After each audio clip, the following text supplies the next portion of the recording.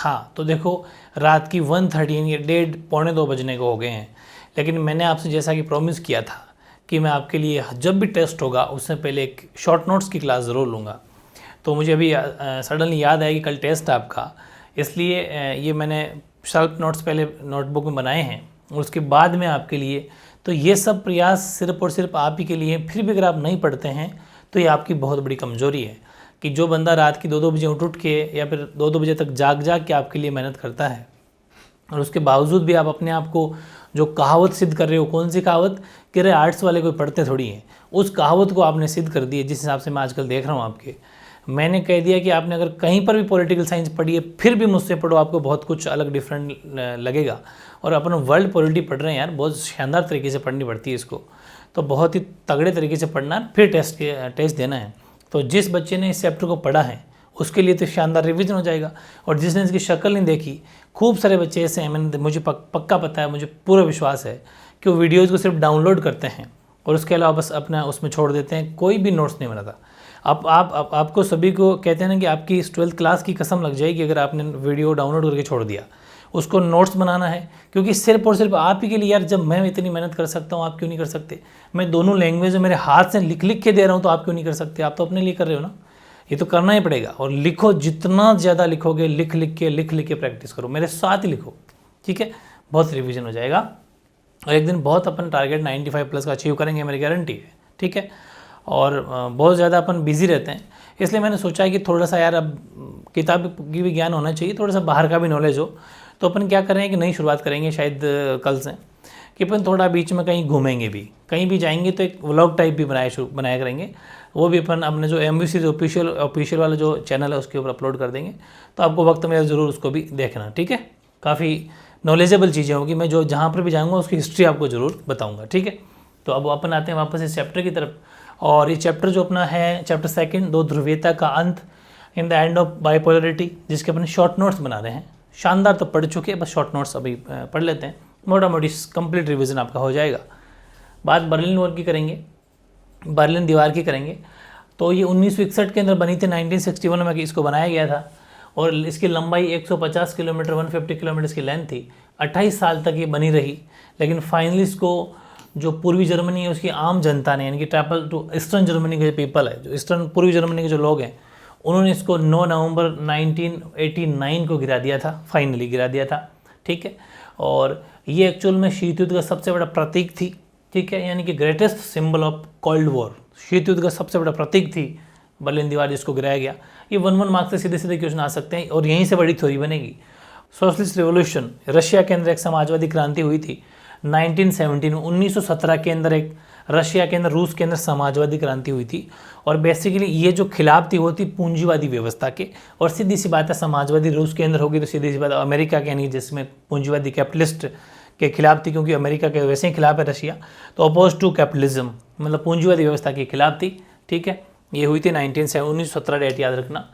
और फिर दूसरी पर अगर बात करें, दूसरी दुनिया, सेकेंड वर्ल्ड या फिर समाजवादी खेमा, सोशलिस्ट ब्लॉक, एग्जाम में क्वेश्चन ये भी आ सकता है 1 मार्क्स में कि दूसरी दुनिया का किससे संबंध है, या दूसरी दुनिया किसे कहते हैं? तो समाजवादी खेमे को, सोशलिस्ट जो ब्लॉक है उसको अपन सेकेंड वर्ल्ड के नाम से जानते हैं। और एक्चुअली ये जो सेकेंड वर्ल्ड है ना, ये दूसरी दुनिया जो समाजवादी खेमा है, इसकी कुछ कमियां थी। कमियां क्या थी कि एक तो ये एक पार्टी का शासन था, 1 पार्टी रूल्ड था इसके अंदर, 1 पार्टी कंप्लीटली एक ही पार्टी, जिसका नाम था कम्युनिस्ट पार्टी।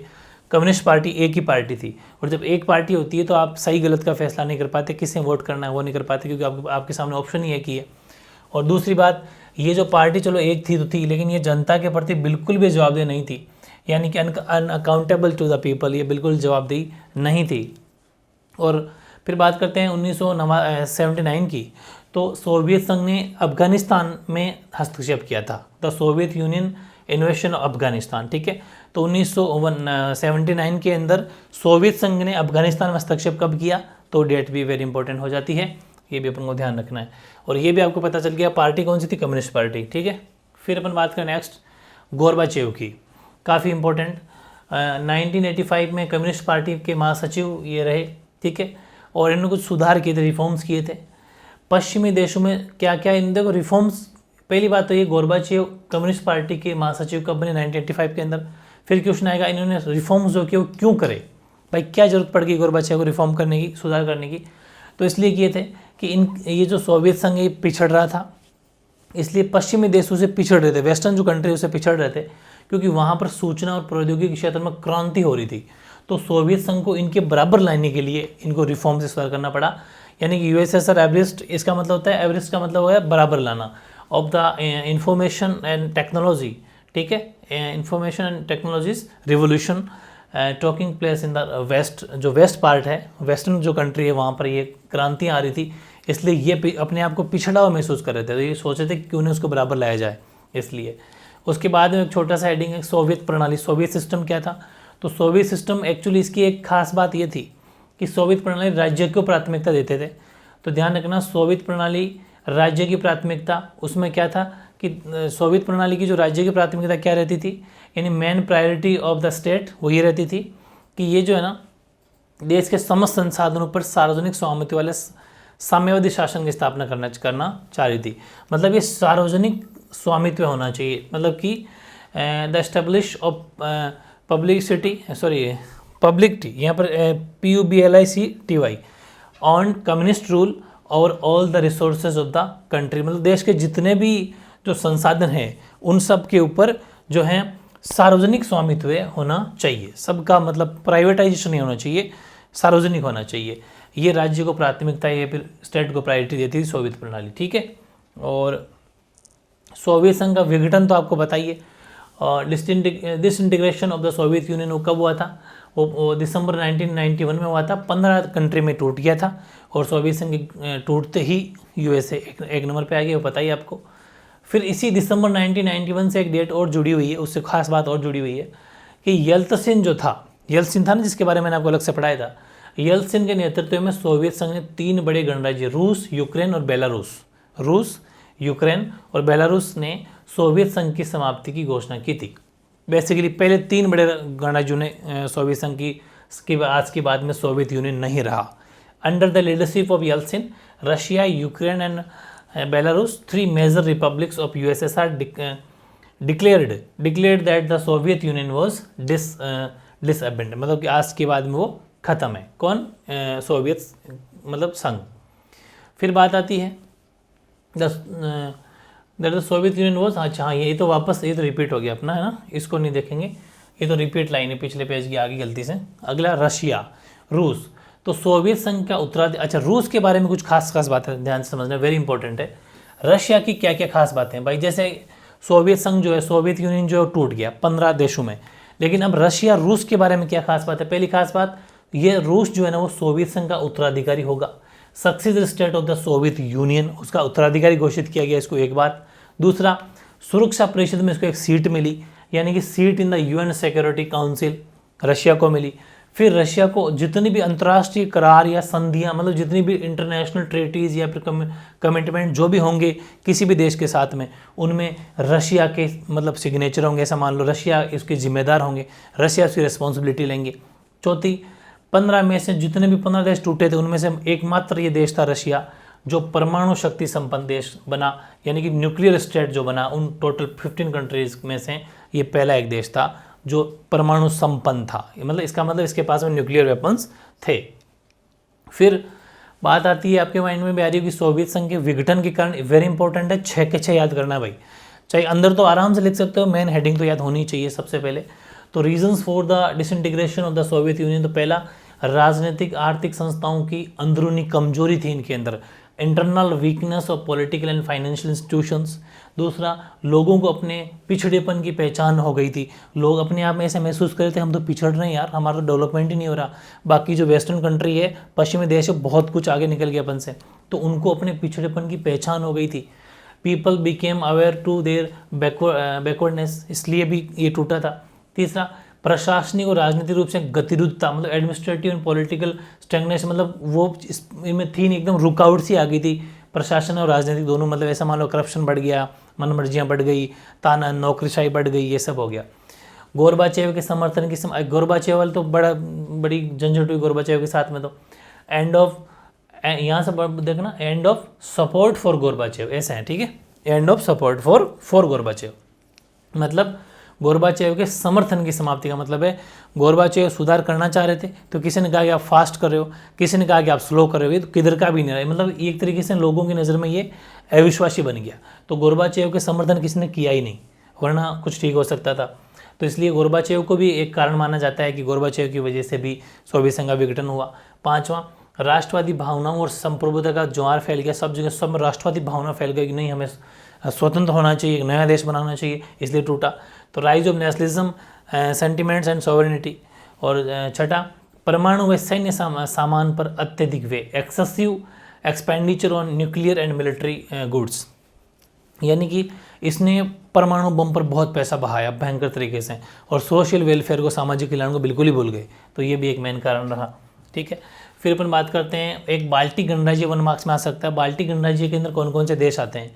तो एक तो एस्टोनिया, लैटविया, फिर लैटविया और लिथुआनिया, ये 3 देश आते हैं। मैंने उस टाइम में लिखा दिया था, एस्टोनिया, लैटविया और लिथुआनिया। ठीक है, फिर नेक्स्ट टॉपिक आता है शॉक थेरेपी। शॉक थेरेपी का मतलब है, पहले तो ये समझना है कि ये है क्या, था एक मॉडल था जो विश्व बैंक और IMF, इंटरनेशनल मॉनेटरी फंड, यानी अंतर्राष्ट्रीय मुद्रा कोष, ठीक है, उसने इसको कहा था शॉक थेरेपी। एग्जाम में आ सकता है कि शॉक थेरेपी किसने कहा, इस मॉडल को शॉक थेरेपी नाम किसने दिया? तो वो विश्व बैंक यानी वर्ल्ड बैंक और IMF, इंटरनेशनल मॉनेटरी फंड, इन दोनों ने इसको नाम दिया था। एक्चुअल में एक मॉडल था जो किसने अपनाया? रूस, मध्य एशिया गणराज्य और पूर्व यूरोप के देशों ने पूंजीवादी की ओर संक्रमण की। अब हमें थोड़ा पूंजीवाद, कैपिटलिस्ट की तरफ बढ़ना चाहिए, उसकी ओर संक्रमण का एक खास मॉडल अपनाया, जिसने वर्ल्ड बैंक और IMF ने इसका नाम शॉक थेरेपी रख दिया। ठीक है, the model of transition Russia, central Asia and east Europe was influenced by the world bank and IMF। ठीक है, ये सब किसकी तरफ बढ़े थे? पूंजीवाद, यानी कि कैपिटलिस्ट की तरफ की। अब तो हमें थोड़ा सा कैपिटलिस्ट बनना चाहिए, समाजवादी बहुत हो गया, कि ताकि थोड़ा पैसा आए, इकोनॉमी सुधरे। नेक्स्ट, शॉक थेरेपी कंटिन्यू चलाएंगे अपन, है ना। शॉक थेरेपी का मतलब हिंदी में लिखा हुआ था, NCERT बुक में लिख दिया अपन ने, आघात पहुंचाकर उपचार करना। 1 मार्क्स में क्वेश्चन हिंदी में आ जाए तो। फिर शॉक थेरेपी की एक मतलब हाईएस्ट बिलीफ था शॉक थेरेपी का, जिसमें मतलब कहते हैं ना मैक्सिमम बिलीफ, जिसका सबसे ज़्यादा ये विश्वास रखती थी। तो शॉक थेरेपी की सर्वोपरि मान्यता, ये हेडिंग है, शॉक थेरेपी की सर्वोपरि मान्यता, यानी कि अपन मान सकते हैं कि शॉक थेरेपी हाईएस्ट बिलीफ किस में करता था कि मिल्कियत का सबसे प्रभावी रूप निजी स्वामित्व, मतलब ये कहता था कि प्राइवेटाइजेशन होना चाहिए, हर चीज़ प्राइवेट कर दो, ताकि मतलब हर कोई मालिक वो खुद होना चाहिए प्राइवेट। ठीक है, मतलब कम से कम गवर्नमेंट इंटरफेयर करे तो बोले मार्केट सुधरेगा। और ये इसकी बहुत माइनस पॉइंट है, इतनी छूट देना भी गलत है। और 90% जो मार्केट है प्राइवेट हो जाएगा, और प्राइवेट लोग कभी सोशल वेलफेयर की बात नहीं करेंगे, सामाजिक कल्याण की बात कभी नहीं करेंगे, वो हमेशा प्रॉफिट कमाएंगे। वो मैंने आपको चैप्टर में शानदार बता रखा है। तो the most effective forms of ownership would be private ownership.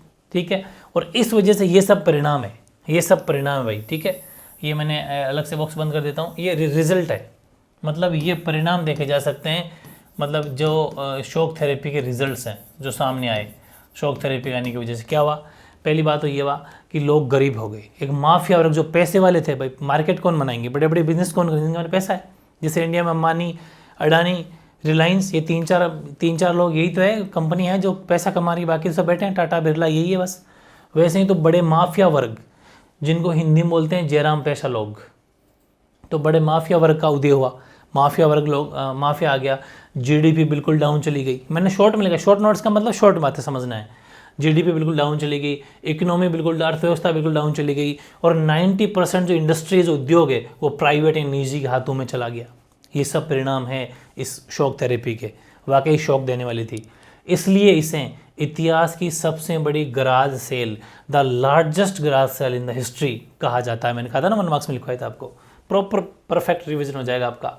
फिर है चेचन्या और दागिस्तान, ये रूस के 2 गणराज्य है भाई। इन रशिया के 2 रिपब्लिक्स है, चेचन्या और दागिस्तान। यहाँ कुछ मतलब ऐसे हिंसावादी भी कुछ आंदोलन भी हुए थे, जहाँ लड़ाई झगड़े अपन टेंशन्स कह सकते हैं, तनाव कह सकते हैं। तो यहाँ अलगाववादी यानी कि सेसेशनिस्ट मूवमेंट यहाँ पर हुआ था, अलगाववादी आंदोलन यहाँ पर चला था। चेचन्या और दागिस्तान जो रशिया के ही 2 गणराज्य है, मतलब ये रशिया के, मतलब कुल मिला के ये कह सकते हैं कि सोवियत संघ के टूटने के कारण है। ठीक है, फिर एक यूगोस्लाविया के 1 मार्क्स में आ सकता है। यूगोस्लाविया कब टूटा? तो 1991 में टूटा यूगोस्लाविया। और यूगोस्लाविया किस में टूटा? बोस्निया हर्जेगोविना एक, स्लोवेनिया और क्रोएशिया, इनके अंदर यूगोस्लाविया टूट गया, ठीक है, 1991 के अंदर। ये मतलब इतने सेपरेट कंट्री, इंडिपेंडेंट कंट्री बन गई यूगोस्लाविया के टूटने के बाद में। फिर कुछ बातें हैं कि भारत और सोवियत संघ के जो रिलेशंस हैं, इंडिया एंड सोवियत यूनियन के संबंध यानी रिलेशंस कैसे थे, तो अपन देख सकते हैं चाहे राज कपूर हो, चाहे अमिताभ बच्चन हो, हमारे हिंदी फिल्मों के हिसाब से देखा जाता था, तो मतलब कल्चरल अटैचमेंट था, सांस्कृतिक अटैचमेंट था। हालांकि मैंने इसको अच्छे से लिखा है, देखो ऐसा पॉइंट बना के लिख सकते हो आप। हेडिंग तो अपनी वही रखेंगे अपन, कौन सी, कि भारत एंड सोवियत संघ संबंध, relation between India and Soviet union. पहला आर्थिक, बहुत ही शॉर्ट में, राजनीतिक यानी पॉलिटिकल, आर्थिक मतलब इकोनॉमिक, सैन्य मतलब मिलिट्री, संस्कृति मतलब कल्चरल।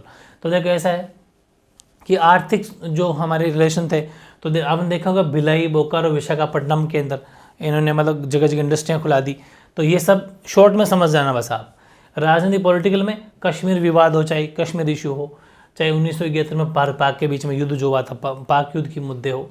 मिलिट्री, सैन्य में तो सैन्य टेक्नोलॉजी हमने रशिया से ही ली है, इसमें सुधार हुआ। मिलिट्री इक्विपमेंट, सैन्य उपकरण सारे के सारे हमें इससे रिलेशन होने की वजह से आपस में शेयर किया अपन ने। संस्कृति को भी देखा जा सकता है, हिंदी फिल्में, हिंदी मूवी और भारतीय संस्कृति वहाँ पर भी है, वहाँ के लोग भी खूब पसंद करते हैं। तो ये ऐसे आप 4 तरह के मैंने एक एक लाइन लिख दी, उनके बीच बीच में सिलेक्टेड पॉइंट, बाकी समझ तो सकते हो। 4 मेनली हमारे संबंध है, इकोनॉमिक, आर्थिक, पॉलिटिकल, राजनीतिक, मिलिट्री, सैन्य और कल्चर यानी संस्कृति, ठीक है, वेरी इंपॉर्टेंट है। और फिर अपन बात कर लेते हैं भारत को क्या फ़ायदे हुए रशिया के साथ रिलेशन बना के। तो इंडिया को फ़ायदे ये हुआ कि कश्मीर ऊर्जा आपूर्ति, अंतर्राष्ट्रीय आतंकवाद से संबंधित जितने भी इशू थे वो अंतर्राष्ट्रीय आतंकवाद से संबंधित सूचनाओं का आदान प्रदान हम रशिया के साथ करते थे। पश्चिम एशिया में पहुँच हमारी हो गई, और चीन के साथ संबंध में कुछ अच्छे संबंध हो, इसके लिए भी काफ़ी हमारे बेनिफिट हुआ। तो Kashmir issue, energy supply, sharing information on international terrorism, access to central Asia, China relations, इन सब के मुद्दों पर हमें फ़ायदा हुआ। हमने रशिया के साथ दोस्ती करने से हमें फ़ायदा हुआ। और ऐसी बात नहीं है कि सिर्फ इंडिया को भी फ़ायदा हुआ, रशिया को भी फ़ायदा हुआ। कैसे कि रशिया है ना भाई, कोई भी चीज़ देश किसी को बेचेगा, कोई भी चीज़, तो प्रॉफिट कमाएगा। तो भारत जो है ना वो रूस के लिए हथियारों का दूसरा बड़ा खरीदार देश है। हम उससे सबसे ज़्यादा खरीदार मतलब वेपन्स खरीदते हैं, हथियार खरीदते हैं। तो India is the second largest arms market for Russia. तो रशिया ये सब अंदाज़ा लगा सकते हो आप कि कितना पैसा कमाता होगा। सीधी सी बात है, प्रॉफिट बिना तो काम करता नहीं है। तो जो भी चीज़ बेचेगा प्रॉफिट कमाएगा। फिर हमने भारतीय सेना का जो मिलिट्री का मोस्टली सामान जितना भी है, चाहे वो ड्रेस हो, चाहे शूज़ हो, मतलब बहुत सारी सामान, चाहे वो वेपन्स हो, खूब सारी हमने उसी से लिए हैं, टेक्नोलॉजी भी उसी से लिए। तो इंडिया मिलिट्री जो हार्डवेयर है जितने भी, मतलब बहुत सारी टेक्नोलॉजी जो हमने रशिया से ही सीखी है। और क्रायोजेनिक रॉकेट, विभिन्न वैज्ञानिक परियोजनाएं, ये सब भी रशिया हमें देता है। तो हमें देने का मतलब पैसा कमाता है, सीधी सी बात है, दुकानदारी होगी उसकी ये, ठीक है। द क्रायोजेनिक रॉकेट और वेरियस साइंटिफिक प्रोजेक्ट्स, ठीक है, ये सब हैं। और फाइनली फिर ये लास्ट में एक पेज और देख लेना, इसमें कुछ डेट्स है, जैसे कि मिखाइल गोर्बाचेव के बारे में मार्च 1985 के अंदर, 1918 के अंदर लिथुआनिया आज़ादी का आंदोलन वो बता देना, अक्टूबर 1989 में क्या हुआ, फरवरी 1990 में क्या हुआ, जून 1990 में क्या हुआ, मार्च 1990 में क्या हुआ, जून 1991 में क्या हुआ, ये तो मैंने बता दी। खैर बात 1991 में क्या हुआ, सितंबर में, अगस्त में, सितंबर में, मतलब मोस्टली डेट है 91, 91, 91, 91, 91, 91, ठीक है। और फिर यहाँ देखते हो तो 90, 90, 90 और ये 89, 88, मतलब कोई खास मुश्किल डेट नहीं है। 1900 ऐसे याद किया करो कि 1990 में 2 घटनाएँ क्या हुई थी, फिर 1991 के अंदर 5 घटनाएं क्या हुई थी, 1, 2, हाँ 5 ही है। और फिर 90 में 3 है ना, 90 में 3 कौन सी थी, 89 में 1 ही, 88 में, इनमें सब में 1 है। तो इन सबको एक एक करके आपको रिवीजन करना है बहुत परफेक्टली। ये जितने भी डेट्स हैं यहाँ से क्वेश्चन आपको टेस्ट में मिलेंगे, इसलिए बहुत ही शानदार रिवीजन हो जाएगा। एक बार अच्छे से देख लोगे इसको, और अभी मॉर्निंग में अच्छे से देख लोगे, और टेस्ट से पहले एक बार और ज़रूर देख लेना। फिक्स 6 बजे आपका टेस्ट होगा, क्योंकि वैसे तो संडे को टेस्ट होता था अपना, लेकिन संडे के अलावा इसलिए 6 बजे आपका टेस्ट स्टार्ट हो जाएगा। और टॉप लेवल के बहुत सारे क्वेश्चन आने हैं, बहुत अच्छे से आपको मेहनत करनी है, ठीक है। और टेस्ट के लिए आपको ऑल द बेस्ट। ओके।